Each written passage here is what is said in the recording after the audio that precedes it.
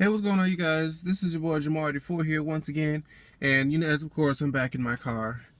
This is just how it's gonna be for a while, and it's you see I have this glare because the sun is literally beaming down on me right now. But I'm here to quickly talk about this year's Grammys awards. Now I didn't watch the Grammys live when everybody else was watching it because I was watching The Walking Dead and other things, and I knew trying to go back and forth and flip through channels I was gonna miss shit. So I was like, you know what? I'm just gonna watch The Walking Dead and whatnot and The Housewives and then just record the Grammys so that way I can just skip through all the performances and crap that I didn't care about.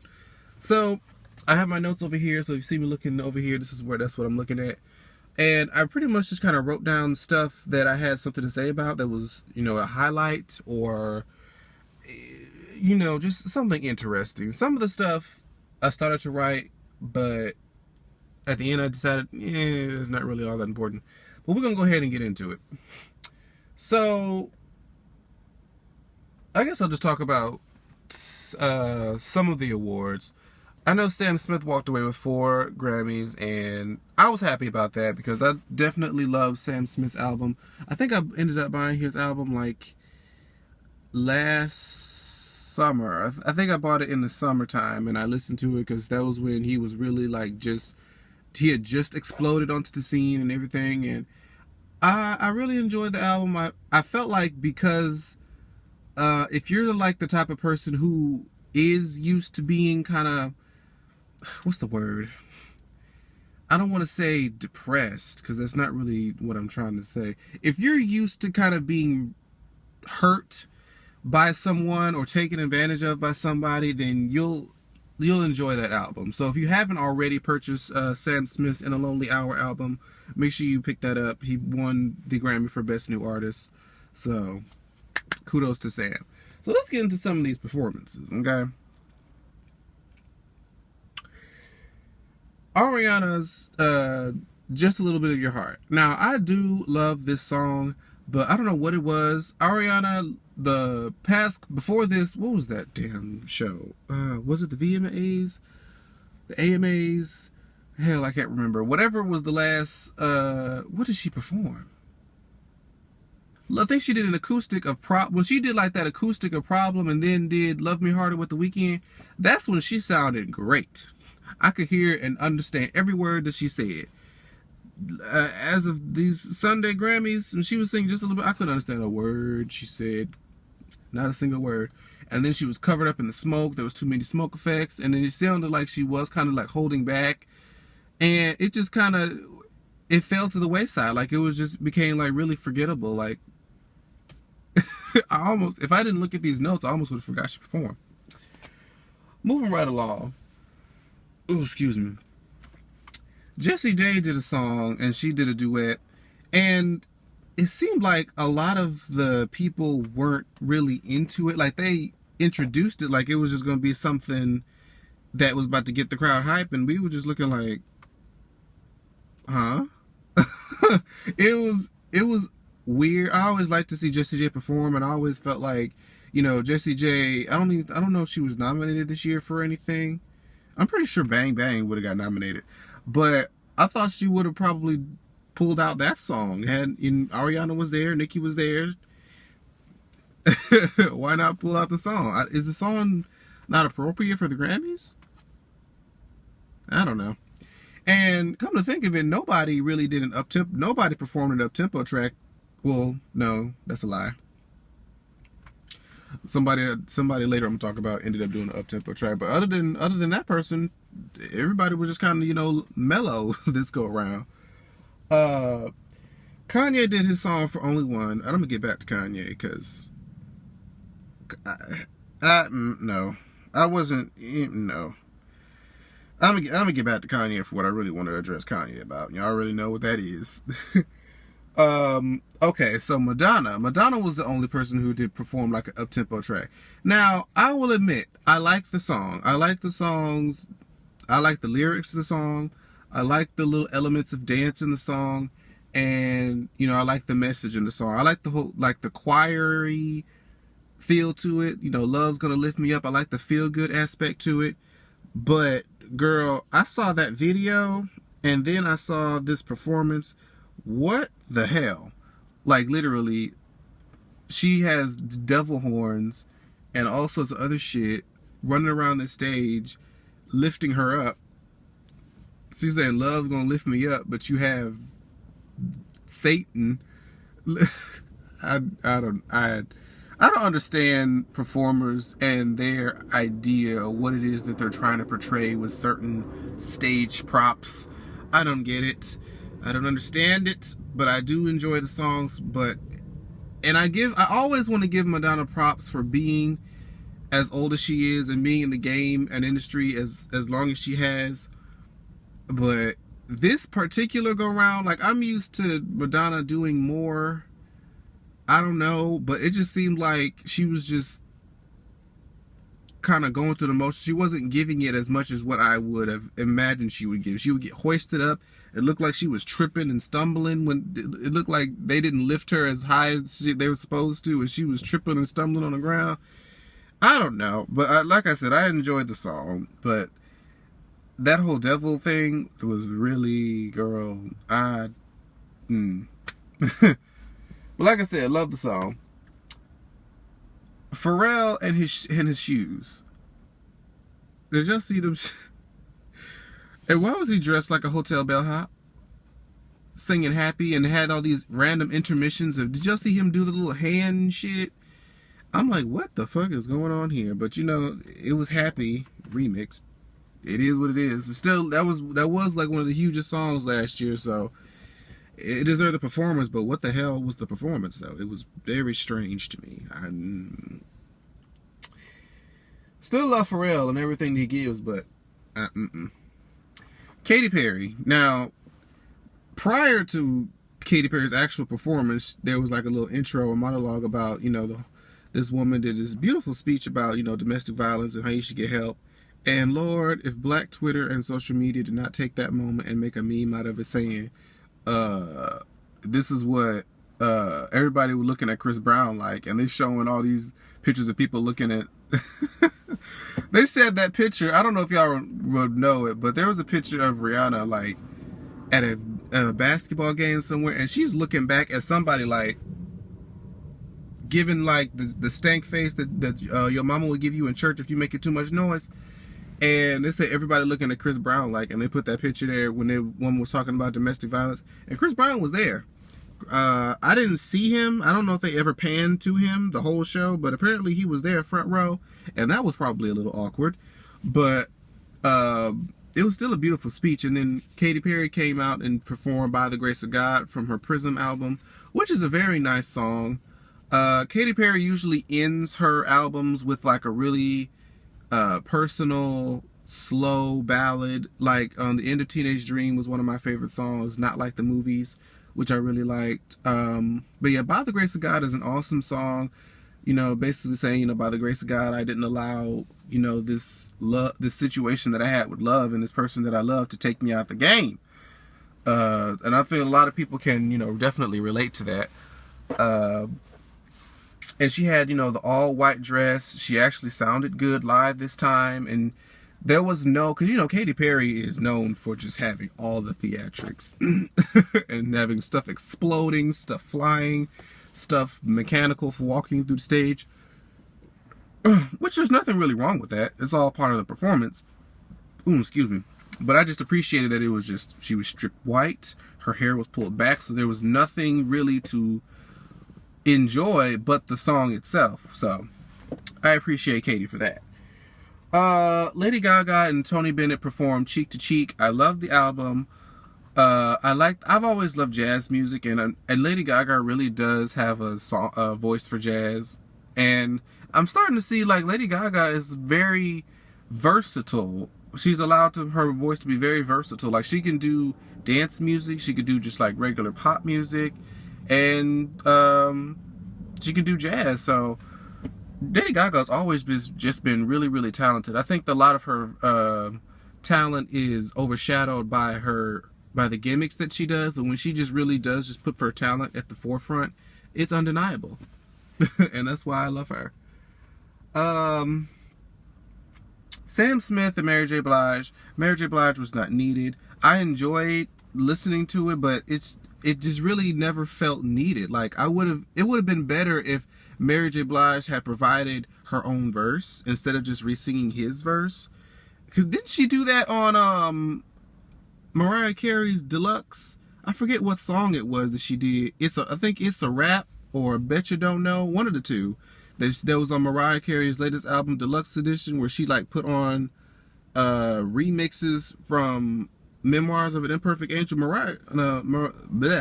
Mary J. Blige was on there, and she did some song, and she just sang the same verse over again. I'm like, if you're gonna be featured on the song, I feel like you should give something different. Like when Lady Gaga first had featured R. Kelly on Do What You Want, they had their version, and then when Christina came on, Christina gave a whole different verse, which gave a whole different feel to the song. That's how I feel you should do. If you're gonna add somebody, let them add something new to the song. So I feel like Mary J. Blige, even though she did sound good, not needed. Not really too much needed. Okay. Let me talk about this one last performance, and then I'm gonna get to the probably the biggest discussion about this whole show. Sia. I didn't realize that Sia was on this whole I'm not gonna show my face thing until after this performance. And I was seeing her nominated, and you know, like when they show people nominated, they show like their windows, or at least the camera panning to them. And for the first few times Sia was nominated, you saw the picture of her album cover. I'm like, what the fuck? Is she not there yet? Is she in the bathroom? Like, what's going on? So Sia's performance starts, and it's similar to the video of Chandelier, if you've seen it.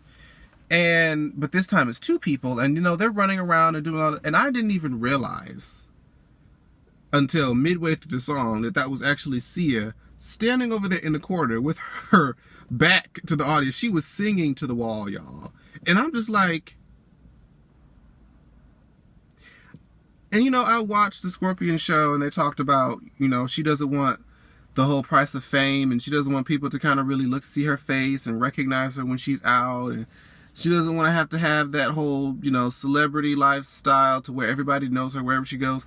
But the thing is, first of all, we do know what you look like, because you had your avatar up for a long time, and if you Google hard enough, you can find it. And we seen your face from back when you used to write songs for Christina Aguilera and whatnot. And so I just don't see how and then now you're an artist. Well, I mean, you've always been an artist, but now that you have this mainstream song, and you have people who really, you have fans, you have people who are really into your music, and they can't even get to see the face of who they idolize. Like, they can't even see, like, if they want to walk up to you, if somebody who was touched by your music wants to walk up to you and say how much you mean to them, they can't even do that because they can't see you. And then when she was getting nominated one time, she had like some big hat costume thing on. I'm like, what the fuck, Sia? But you know what? I still love Sia to death for her songwriting. She does excellent songwriting. She wrote the 3 songs that I know I've jumped that she did. She's done a plethora, but just the 3 songs that I know I've jumped that she did that I love is Pretty Hurts by Beyonce, Beautiful by Christina Aguilera, and Diamonds by Rihanna. All great songs. So she's a beast when it comes to songwriting. Hold on. Oh, and this is the last thing. Okay. So I wish I was on Twitter at the time of the announcement of Album of the Year. Because I just know that my timeline would have been in shambles. Oh, man. So, Album of the Year, Prince gets up there with his unbothered ass and says, you know, he announces, you know, Album of the Year, the nominees. Now, we all thought that it was going to either go to Beyonce or Sam Smith. And this dude said Morning Phase by Beck. And the world, in unison, said, who the fuck is Beck? So, you know, it caused an uproar. The Beehive is talking about who is Beck. And, of course, as soon as the award is won, Kanye's dumbass, Kanye's ignorant ass, gonna get up on that stage And you know what? He caught himself this time. He could have caught himself before the camera, before he got all the way up there. He got up there. He's like, you know what? Nah. I ain't even going to do that. And, you know, Beck, just being as surprised as everybody else on the planet, was just like, hey, no, come on, come up here. You know, what's going on? Like, he just so oblivious. It was so adorable. But, and, you know, he's accepted his speech, and everybody was just like, who is this dude? But you know what? Do I want to go? Yeah, I'm going to go ahead and get into it, since I'm just going to go ahead and flow right into it. Kanye is going to go on the after party, or to do an interview, I think, with Entertainment Tonight, and going to say that we're not going to play with the Grammys anymore. If they want real artists to continue to show up, they need to start respecting artists. Like, Beck does not respect true artists. And he should give his award to Beyonce. And blah, blah, blah, blah. And all this other bullshit. First of all, Kanye, you have over 20 Grammys, so I don't even know why you pressed. That's first and foremost. And then, second of all, this is the real gag here that nobody realized until we all started doing research, like, who the fuck is Beck? Beck has, first of all, I think he's been in the industry for about 20 years. And this is the thing. Somebody had posted this on Instagram, and I just couldn't help but agree. It turns out Beck plays over 15 different instruments. Okay? Beck plays with 15 different instruments and composed his entire album. Okay? And recorded it at his house. Okay? And whereas Beyonce has 16, 17, 18 different writers and just puts her name on the credits because she's Beyonce. So you got somebody who can play 14 different instruments, or over 14 different instruments, versus somebody who can't write or play any instrument, but is just an amazing singer and performer. But yet, she's the real artist and he isn't. And I think he was just basing it off of popularity, because this guy is like a legitimate musician. Like, this man can play all the different instruments and can compose music. Beyonce can't do that. So the Grammys, which normally the Grammys is a popularity contest sometimes, but I guess this time they decided to actually award it to somebody who composed an album and has the musicality behind it to support it. Okay, you really can't even be mad at that. We didn't see it coming, but hey, once we start doing some research and figuring out who the fuck this dude is, I have to respect that. And now, speaking of Beyonce, we can't end this review without talking about that whole drama with her singing Precious Lord, Take My Hand. Well, first of all, the whole drama is that people felt like Ledisi should have performed the song because she played the part in Selma, and it was a Selma tribute, and Ledisi didn't even know that they were having they were even performing the song, and she didn't get asked, and she was disappointed that she couldn't do it, which we understand. And come to find out that, you know, because there was rumors talking like, was Beyonce going to be in the Grammys? Was she or was she not performing? And then when they found out that she was, and that she was doing this Selma tribute, we was thinking, okay, they asked her to do it because they want, well, they probably, no, that's not what happened. The people were thinking that, you know, the Grammys asked her to do it to bring in ratings for the show and whatnot. But turns out that John Legend and Common, who were performing Glory along with Beyonce, stated that it was Beyonce who actually asked to perform that song and be a part of the tribute. So if she hadn't asked, there wouldn't have been no Precious Lord, Take My Hand segment. So I guess that kind of makes it okay somewhat that Ledisi wasn't known or made aware that they were doing it, because I guess if she didn't ask to do it personally, they probably wouldn't have done it at all. So I guess that's one thing. But here's the whole other drama with that was people had a problem, and even a couple of her biggest fans or stans in the Beehive and whatnot were saying the same thing. Beyonce's performance wasn't bad by any chance, because vocally it was great. Even she had a little small hand choreography was on point, and vocally the techniques was there. All of that was there. But the only thing because Precious Lord Take My Hand is like a real like Negro spiritual, and I was watching Trini Trent, and he pretty much said what I just couldn't really figure out what it was about it that I just couldn't get into.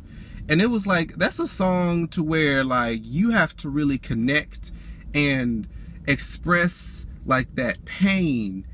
And it's like, it's very rare that I feel like that I get that type of, soul from Beyonce. Like we get it all the time from artists like, Fantasia, Jill Scott, Whitney Houston, like those R&B artists, Patti LaBelle, who always kicks her damn shoes off, but I love it.